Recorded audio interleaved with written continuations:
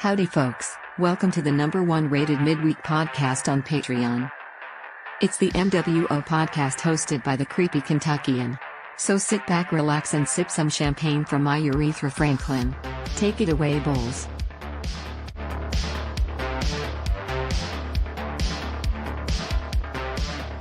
MWO podcast here on Patreon. I am the Creepy Kentuckian. Got a really cool co-host that you guys recognize from some of the roundtable discussions on Patreon, the Patreon roundtable and all that. Anthony, aka Let's Talk Resident Evil, from the Let's Talk Resident Evil channel, which is pretty huge on YouTube.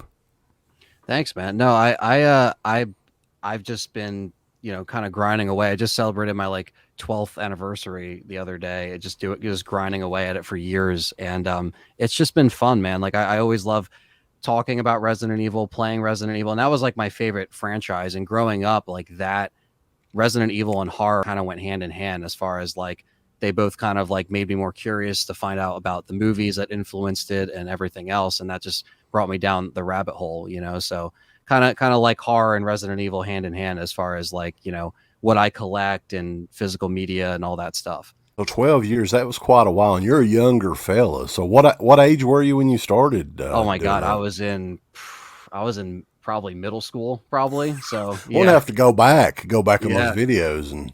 Oh yeah. They were very, crappy, really badly edited stuff. But I did Let's Play stuff, Let's Plays were kind of commentary over gameplay before streaming was big. So I did a lot of that back in the day, where I wasn't so much in front of the camera, but I was more in the background, because I was back before you would stream with a camera and people would want to see your reaction. It was just more like that. And then I did something called Resident Evil collection updates, where I would document each piece that I get into my collection. So that was something that I started to do early on.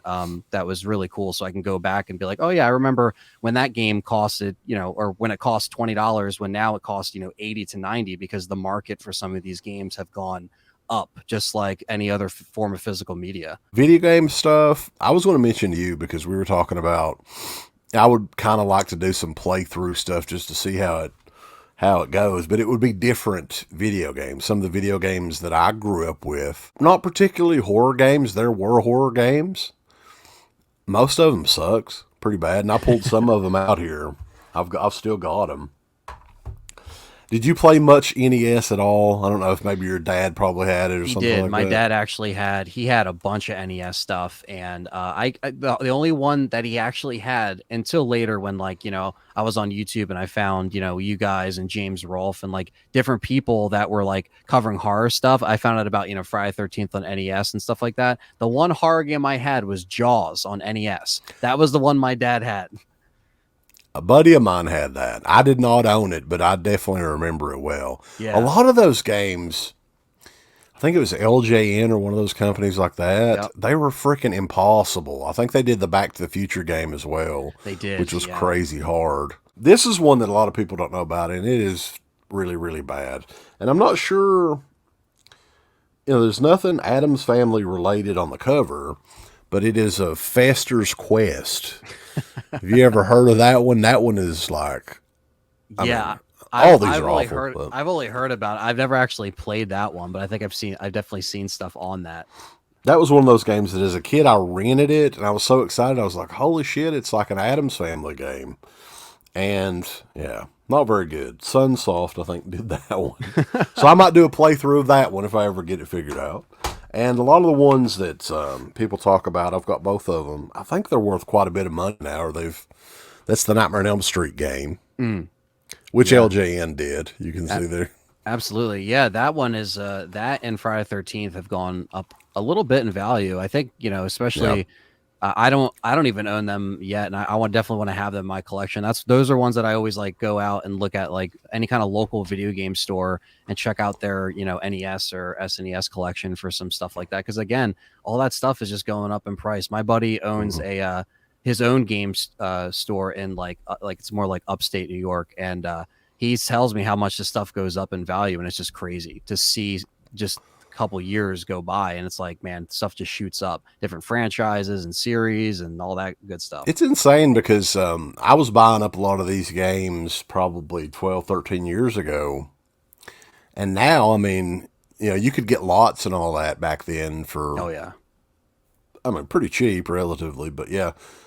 These horror games too, and I think they did action figures based on both of the Elm Street and the Friday the 13th game, so that probably helped as well. Yeah.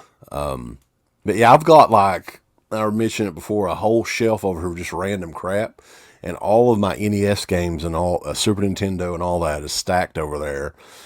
I'm eventually going to have to box them back up, but I want to get, like, they make replica boxes for the old NES games and get them for those and maybe keep those on display. Yeah, those are nice. Yeah, like, they're not very good. Anything, you know what I mean? Like the repro cases.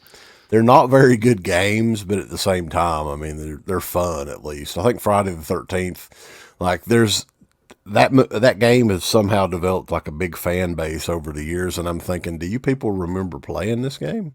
Yeah, it's like it was not. Yeah, like you could barely throw the rock at the enemies; it would always arc over them, and it was just like, right. And the constant like it was. There's just like so much things. The Nightmare on Elm Street game is the one that I've gone back to and played co-op with my friends multiple times, and it's actually fun because you can actually sit there and play, whether it's with an emulator or the real NES, 4 players. But sometimes there's so much going on that it slows down the game. Like everyone will be jumping, and it's like it can't handle it. Right.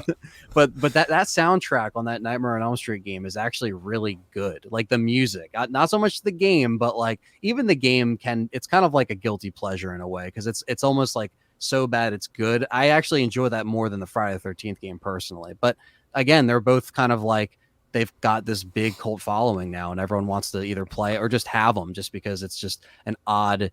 It's almost, the Texas Chainsaw Massacre Atari is probably the rarest one, right? That and Halloween for Atari would probably be. Those are going for crazy money, especially if you have the boxes and all that. Oh my God. Because everyone would just throw out the boxes. Even my dad said like he would just throw out the boxes, right? Like, but my dad, he's in his like, mid 60s. He's still playing, PlayStation 5, God bless him. But it's like he always liked gaming to a certain point. But then he went to like Sony and the Nintendo stuff. Like I kind of grew up with PlayStation 1 because that was kind of PlayStation 1, PlayStation 2 was like when I was really experiencing a bunch of those games, because my dad just kind of stopped getting Nintendo. I think after Super Nintendo, I think he stopped because he didn't get the N64 or anything like that. So that was kind of my introduction to gaming. But finding people on YouTube and finding videos like James Rolfe was the first person I found that covered the horror games, because I think I was just looking up like horror on YouTube, and then I found his game review of that, and I was like, holy shit, there's a game of this. Like I almost thought it was fake. Like I was like, there's no way that this exists, and it did, so that was just really cool to discover that through the years. But yeah, most of the games though, and you mentioned Halloween and the Texas Chainsaw, none of these games are exactly that great, to be honest with you. Sega Genesis actually had some horror-themed games that were a lot of fun.